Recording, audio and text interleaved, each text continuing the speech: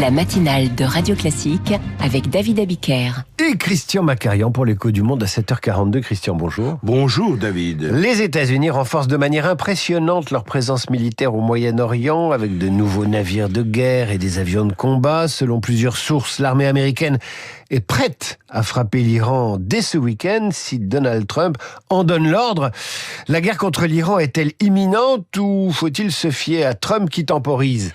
Eh bien, on a rarement assisté, à dire vrai, à un tel déploiement qui évoque d'emblée une opération longue plutôt qu'un bombardement ponctuel.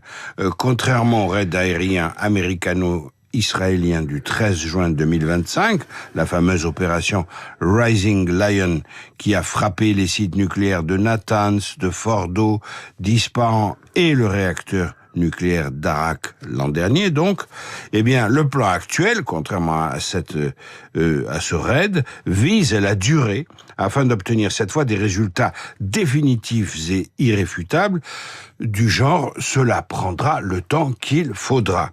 Le dispositif naval lui-même est hallucinant. Il comprend 13 navires de guerre, dont le porte-avions Abraham Lincoln, accompagné de destroyers et de frégates légères. Le porte-avions Gerald Ford, le plus grand du monde, se dirige également vers la Méditerranée orientale avec 3 destroyers, soit au total un tiers de la flotte américaine qui encercle, si on peut dire, l'Iran. C'est gigantesque et la présence simultanée de 2 porte-avions dans la région suffit, parce que c'est un fait très rare, à montrer et à démontrer l'ampleur de la préparation militaire américaine. Alors vous parlez de porte-avions, il y a le poids très considérable de l'aviation également dans ce déploiement de force. Absolument David, le déploiement là aussi est énorme. DF-15, DF-16, des avions ravitailleurs KC-135, des avions furtifs F-22 Raptor, des avions radar E-3 Sentry et une véritable flotte d'avions cargo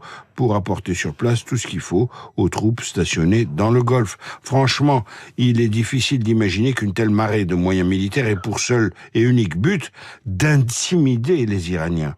On assiste à une dynamique, clairement, qui reflète plus l'action que la dissuasion. Mais, attention, si toute cette pression militaire extrêmement crédible parvenait au final à convaincre l'Iran de négocier, l'escalade serait alors stoppée net par un hypothétique déculottage iranien, c'est-à-dire des concessions absolument majeures faites par le régime de Téhéran. Or, pour l'instant, on en est très, très loin. L'Iran refuse obstinément d'abandonner l'enrichissement de l'uranium de manière irréversible. Il refuse de cesser de soutenir ses proxys au Moyen-Orient et il refuse de démanteler son arsenal de missiles balistiques. Autant dire que les positions iraniennes et américaines sont aussi éloignées l'une de l'autre qu'au premier jour. Il n'y a sur ce point aucune avancée. La balle est donc dans le camp de l'Iran ? Eh bien oui, en constatant que les États-Unis ont massé une force colossale, les mollahs de Téhéran peuvent spéculer sur les échecs antérieurs des États-Unis au Moyen-Orient, et ils sont flagrants, sur la capacité de l'Iran qui est réelle de nuire aux pays arabes du Golfe en les frappant, ça c'est également une possibilité, mais les dirigeants iraniens ne peuvent pas spéculer sur un point. Ils ne peuvent pas spéculer sur l'ampleur des destructions que les États-Unis, qui seront rejoints par Israël, vont leur infliger à coup sûr en cas d'attaque.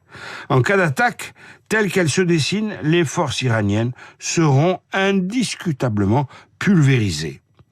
Mais, le régime iranien, sous-tendu de croyances eschatologiques et prêt à tous les massacres de civils pour prolonger son agonie, est-il seulement réceptif à la raison ? Il y a pour l'instant tout lieu d'en douter. Christian Macarian pour l'écho du monde, dont vous retrouvez les épisodes de la semaine et de la semaine précédente sur l'application Radio Classique. Christian, je vous dis à lundi. À lundi. Il est 7h47 bientôt. Nous marquons une courte pause et retrouvons Augustin Lefebvre et son journal imprévisible consacré à la vache. Il n'y a pas qu'en Inde qu'elle est